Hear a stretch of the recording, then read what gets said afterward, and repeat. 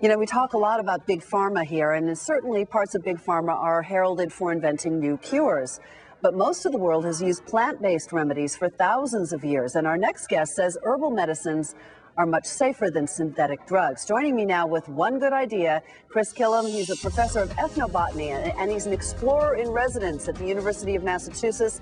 You are known as the medicine hunter. Welcome. It's such a pleasure to meet you. Oh, thanks, Sue. I'm happy to be here today. So you go around the world and you find herbal remedies that people have used for thousands of years. Safe, effective herbal remedies that do whatever you want them to do, that also often have excellent human science behind them. So they really kind of bridge the gap between tradition and also what we come to expect in the modern world. Because they have been used for so much longer than some synthetic drugs have been used. Oh, yeah. I mean, 300,000 Americans die every year from the proper use of over-the-counter and prescription drugs. Most year, nobody dies from herbs. The safety equation is with plant medicines for sure. A lot of people worry about regulation of them or lack of, and they don't know that the FDA is involved.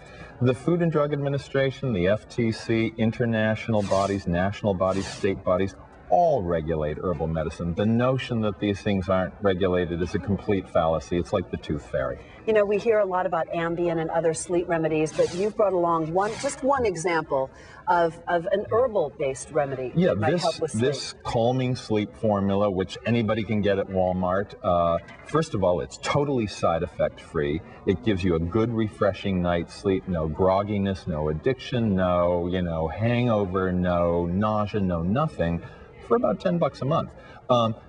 Plant medicines work. They're the foundation of modern medicine.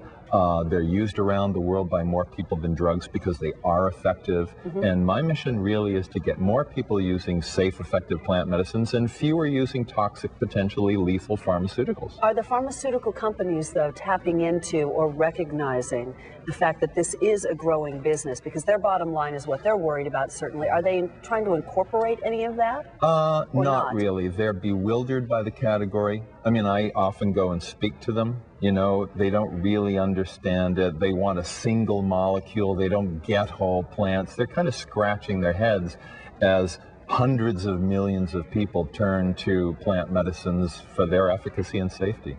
And I asked you what's your favorite place. He travels all over the world, certainly. And you said the Amazon. Yeah, I mean, I grew up watching Wild Kingdom as a kid. I wanted to be explorers. Me too. Oh, God, Marlon Perkins and Jim Fowler, like my heroes, Mutual of Omaha. But I love the Amazon. I just want to cry every time I go there, both for the majestic beauty and for the fact that it's going to be a museum exhibit in a couple of decades if we don't stop the deforestation. Fascinating to have you here. We've had a lot of breaking news. I wish we had more time, but Chris, thank you. Sue. And enjoy your travels. Send us a postcard. We'll take, I mean it. I will. We'll take a quick break and then straight ahead.